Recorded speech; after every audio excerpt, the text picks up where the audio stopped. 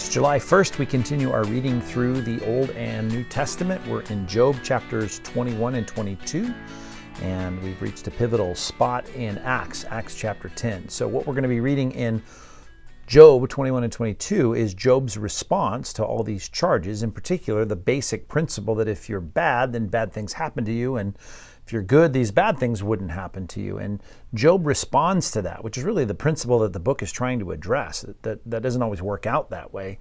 But Job is trying to say, look at the other side of it. There's evil people in this world and things go well for them. So this principle that these three friends are presenting to Job, it doesn't work out on the flip side. And that is Job's defense. Listen, this can't be the case.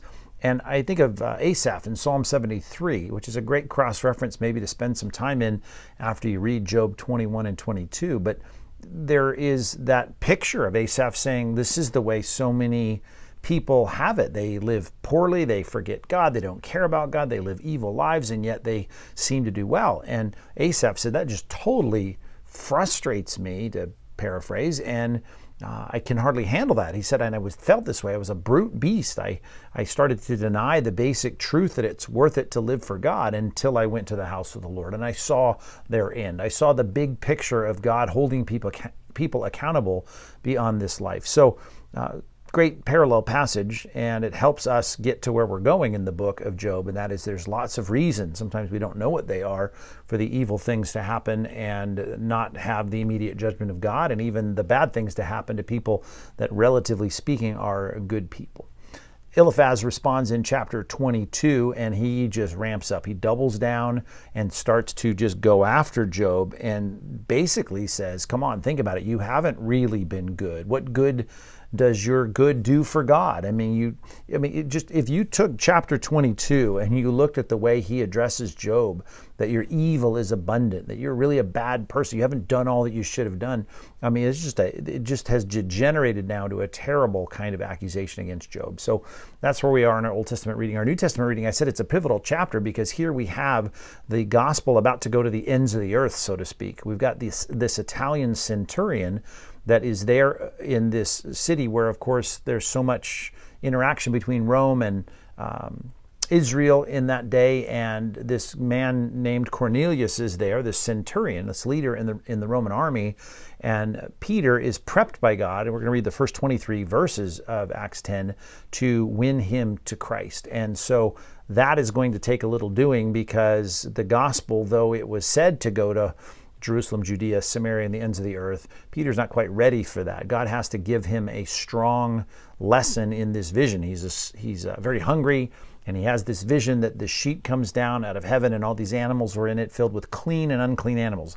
Animals on the clean list that you could eat in the Old Testament, and animals on the unclean list that you couldn't eat in the Old Testament. And here's this voice saying, "Arise, Peter, kill and eat." Well, he denies doing it. He says, "I won't do it. I've never eaten anything unclean."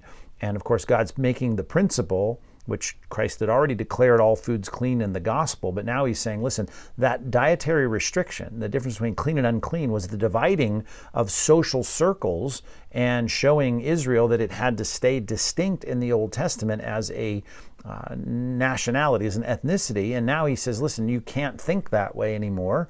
Do not call unclean what God has called clean. And so he's prepped by that and then told to go to see Cornelius. And of course, he's going to be sent on his way in the end of this passage and have the encounter, as we'll read about it tomorrow. So that's our Old and New Testament reading, Acts chapter 10, New Testament, verses 1 through 23.